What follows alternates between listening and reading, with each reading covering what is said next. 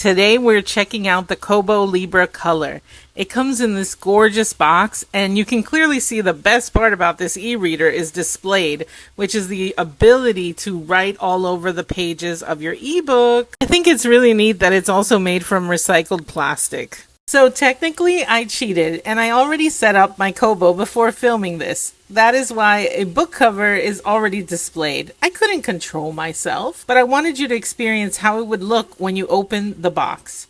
Underneath the device, you will find a quick start guide and a USB-C charging cable. Part of the fun of getting a new device for me is decorating it, so I wanted to show you some of the accessories that I bought for this device.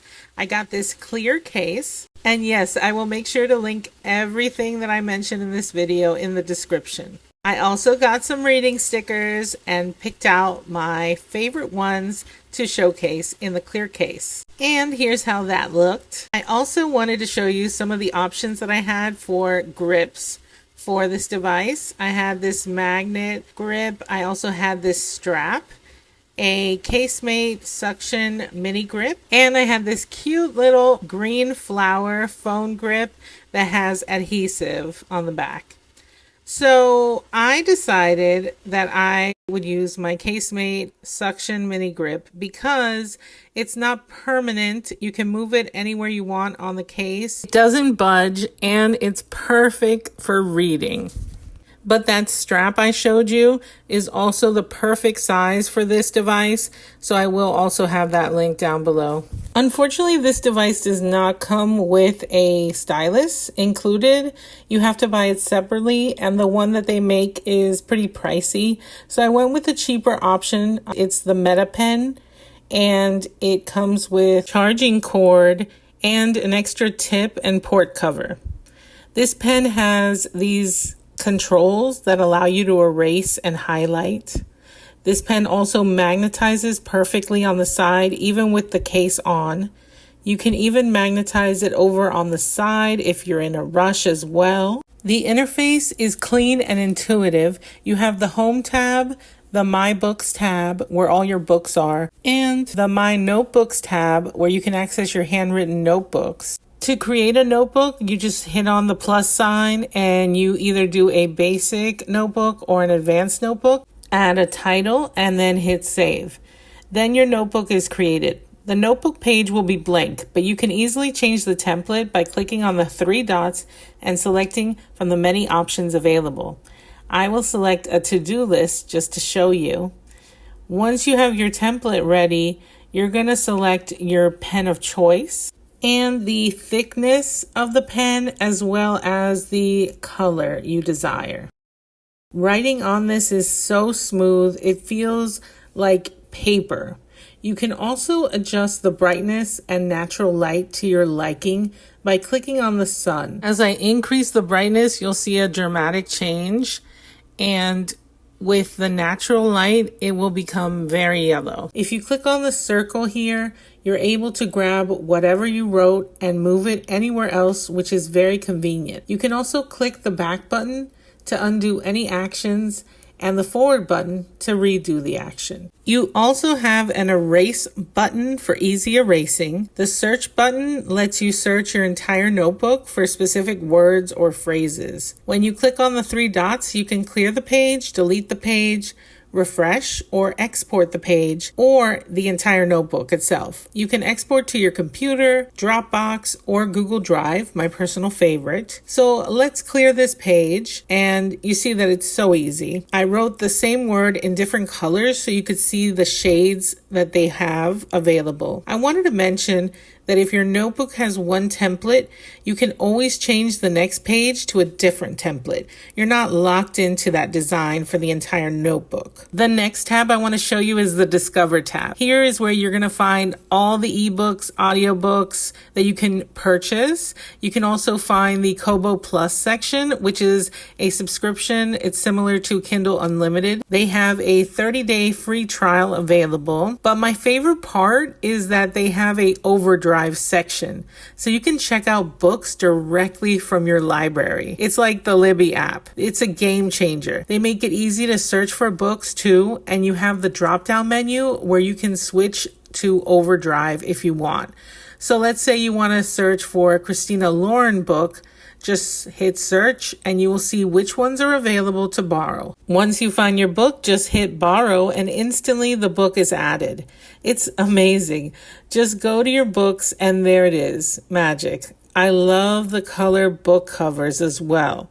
So nice. You can click here to navigate to the list of chapters and go straight to the chapter you want. I love that this device has a dark mode also. It's so easy on the eyes.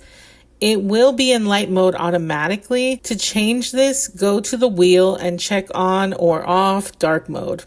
Here's how light mode looks. Quick note, you can also change the brightness level by swiping your finger on the side, up or down. Once you're in your selected book, you can click on the top and tap on the A, which is the font section, where you can select whichever font is best for you.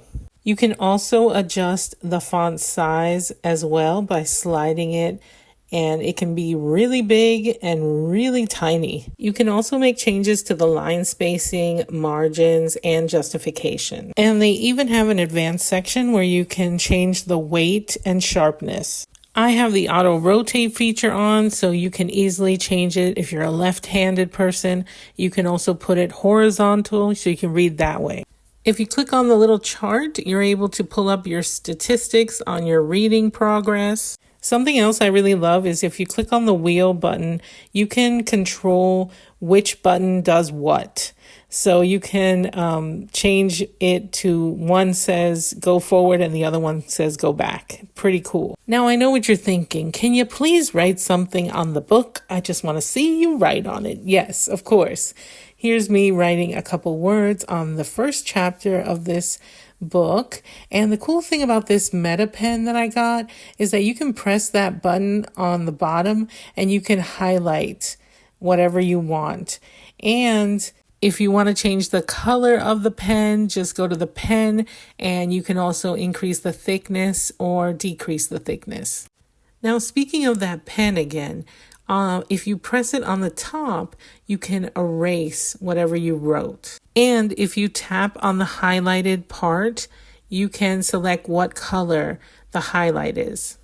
And if for some reason you want to add a note, you can also tap on that highlighted section and add a note.